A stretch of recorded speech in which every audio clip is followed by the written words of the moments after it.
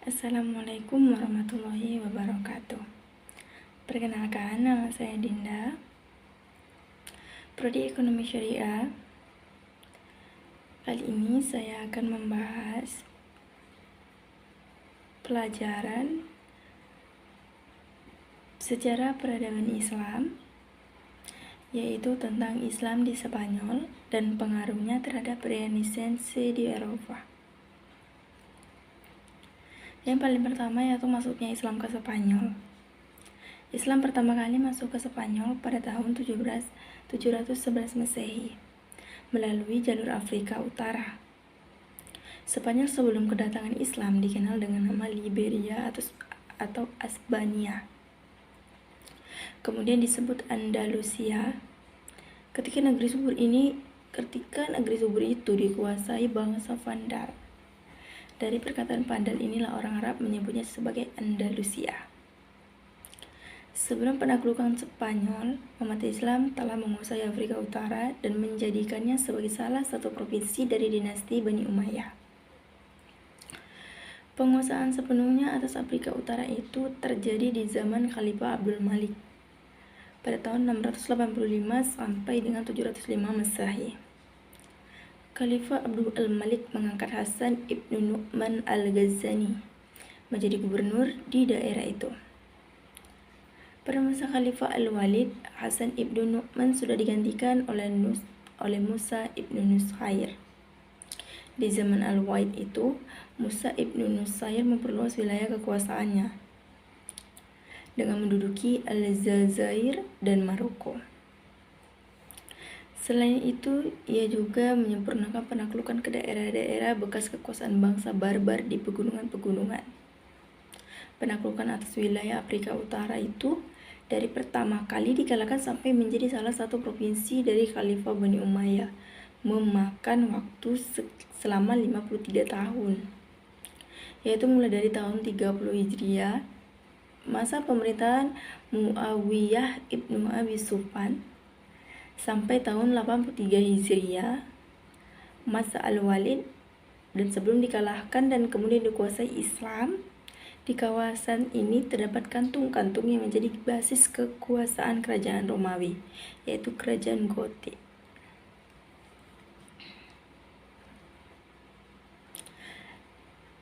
Dalam proses penaklukan Spanyol terdapat 3 pahlawan Islam yang dapat dikatakan paling berjasa memimpin satuan-satuan pasukan ke sana.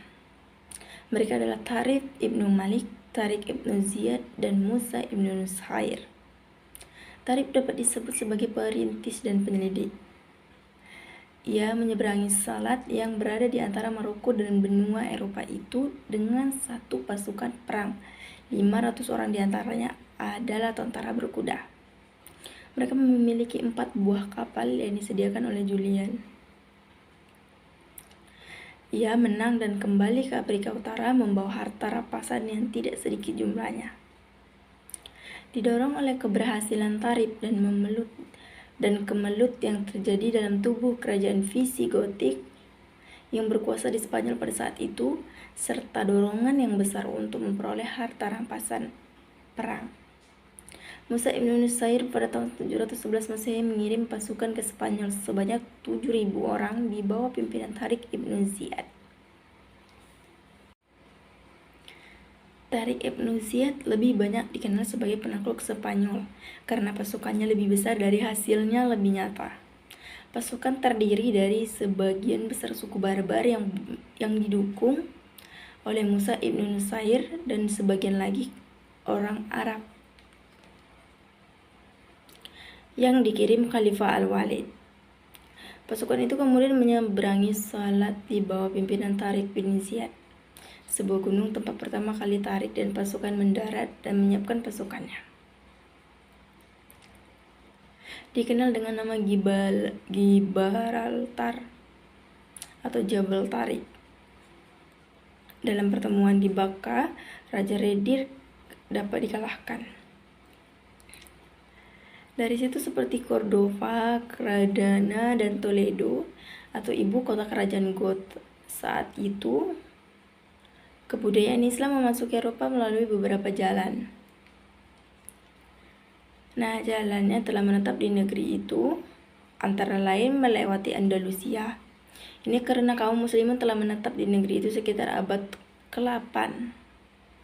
Abad 8 lamanya. Pada masa itu kebudayaan Islam di negeri itu mencapai puncak perkembangannya. Kebudayaan Islam di Andalusia mengalami perkembangan yang pesat berbagai pusatnya, misalnya Cordova, Sevilla, Granada, dan Toledo. Kemenangan pertama kali yang dicapai oleh Tariq Ibnu Ziyad membuka jalan untuk menaklukkan wilayah yang lebih luas lagi. Selanjutnya, keduanya berhasil menguasai seluruh kota penting di Spanyol, termasuk bagian utaranya mulai dari Zaragoza sampai Navarre. Gelombang perluasan wilayah berikutnya muncul pada masa pemerintahan Khalifah Umar ibnu Abdul Aziz tahun 99 Hijriah atau 717 Masehi. Dengan sasarannya menguasai daerah sekitar pegunungan Pyrenees dan Prancis Selatan. Gelombang kedua terbesar dari penyerbuan kaum muslimin yang geraknya dimulai pada permulaan abad ke-8 Masehi telah menjangkau seluruh Spanyol dan melebar jauh ke Prancis Tengah dan bagian-bagian penting di Italia. Kemenangan yang dicapai umat Islam nampak begitu mudah. Hal ini tidak dapat dipisahkan dari adanya faktor eksternal dan internal. Faktor eksternalnya yaitu antara lain pada masa penaklukan Spanyol oleh orang-orang Islam, kondisi sosial, politik, dan ekonomi negeri ini berada dalam keadaan yang menyedihkan. Begitu juga dengan adanya perbuatan kekuasaan di antara elit pemerintahan, adanya konflik umat beragama yang menghancurkan kerukunan dan toleransi di antara mereka. Kondisi terburuk terjadi pada masa pemerintahan Raja Roderick, raja terakhir yang dikalahkan Islam. Awal kehancuran Goth adalah ketika Raja Roderick memindahkan ibu kota negaranya dari Sevilla ke Toledo. Sementara Wita yang saat itu menjadi penguasa atas wilayah Toledo diberhentikan begitu saja. Hal yang menguntungkan tentara Islam lainnya adalah bahwa tentara Roderick yang terdiri dari para budak yang bertindas tidak lagi mempunyai semangat perang. Selain itu, orang Yahudi yang selama ini tertekan juga telah mengadakan persekutuan dan memberikan bantuan bagi perjuangan kaum muslimin. Adapun faktor internalnya yaitu suatu kondisi yang terdapat dalam tubuh penguasa, tokoh-tokoh perjuangan dan para prajurit Islam yang terlibat dalam penaklukan wilayah Spanyol pada khususnya. Para pemimpin adalah tokoh-tokoh yang kuat, tentaranya kompak, bersatu, dan penuh percaya diri. Sikap toleransi agama dan persaudaraan yang telah terdapat dalam pribadi kaum muslimin itu menyebabkan penduduk Spanyol menyambut kehadiran Islam di sana. Selanjutnya masuk ke dalam perkembangan Islam di Spanyol. Yang pertama periode 711 sampai dengan 755 Masehi. Pada periode ini, Spanyol berada di bawah pemerintahan para wali yang diangkat oleh Khalifah Bani Umayyah yang berpusat di Damaskus. Pada periode ini, stabilitas politik negeri Spanyol belum tercapai secara sempurna.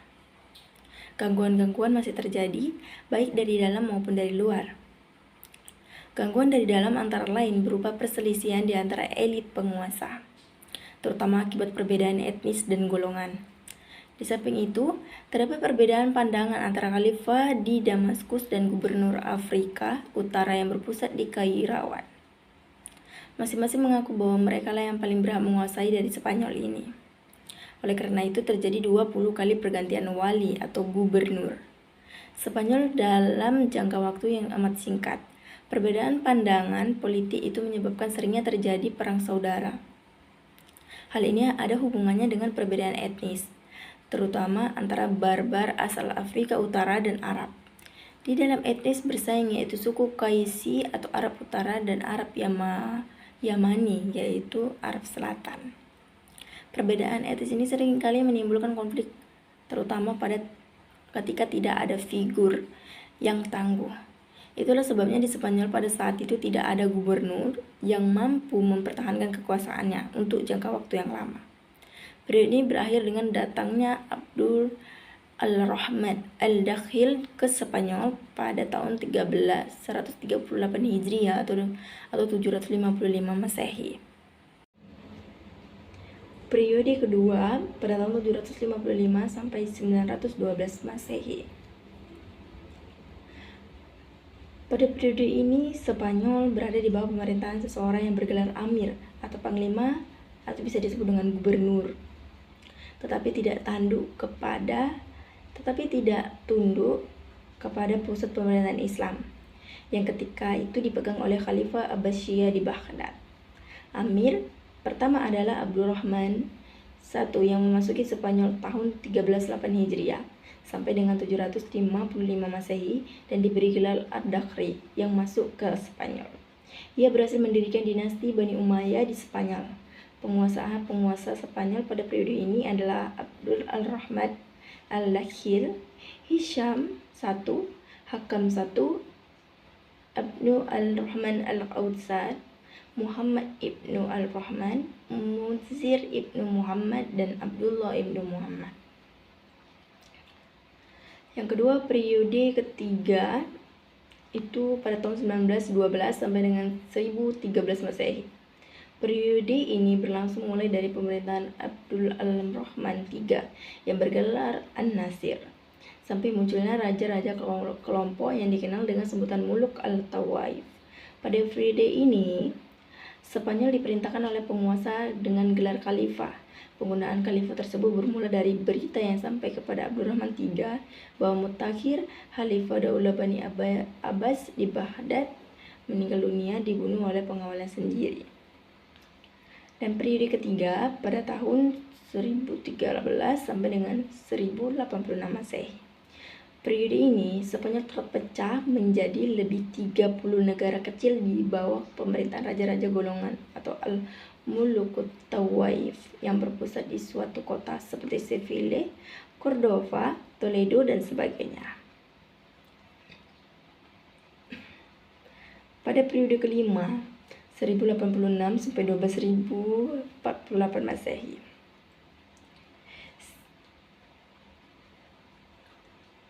1086 sampai 1248 Masehi. Spanyol Islam meskipun masih terpecah dalam beberapa negara, tetapi terdapat pada satu kekuatan yang dominan, yaitu kekuatan dinasti. Terdapat satu kekuatan yang dominan, yaitu kekuatan dinasti Murabitun dan dinasti Muwahhidun. Dinasti Muhabitun pada mulanya adalah sebuah gerakan agama yang didirikan oleh Yusuf Ibn Tashfin di Afrika Utara. Pada tahun 1062 Masehi, ia berhasil mendirikan sebuah kerajaan yang berpusat di Marrakesh. Periode ke-6 1248 sampai 1492 Masehi.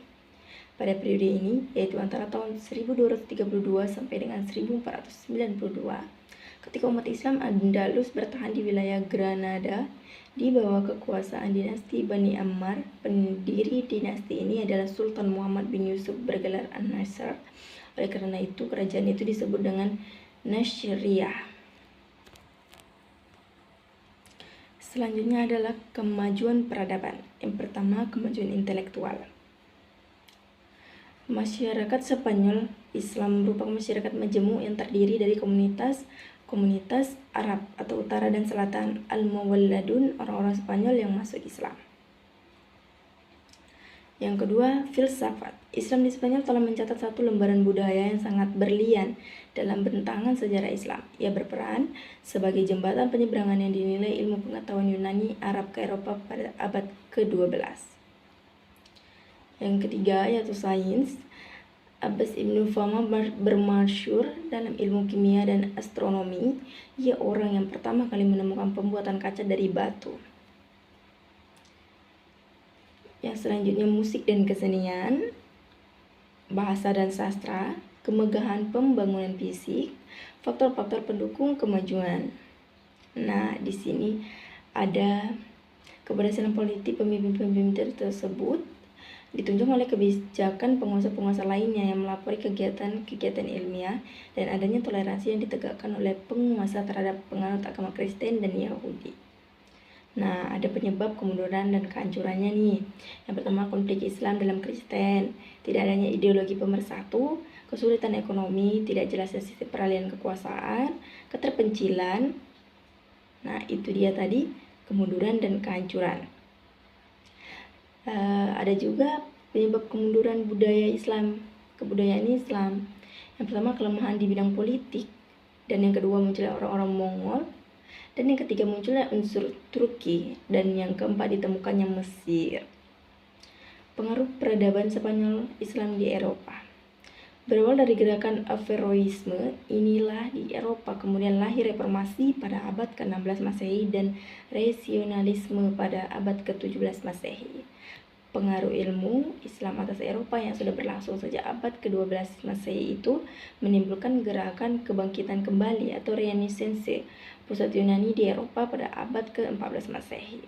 Walaupun Islam akhirnya terusir dari negara Spanyol dengan cara yang sangat kejam, tetapi ia tidak membidani gerakan-gerakan penting di Eropa. Gerakan-gerakan itu adalah kebangkitan kembali kebudayaan Yunani klasik pada abad ke-16 Masehi yang bermula di Italia, gerakan reformasi pada abad ke-16 Masehi, rasionalisme pada abad ke-17 Masehi, dan pencerahan Aufklärung pada abad ke-18 Masehi.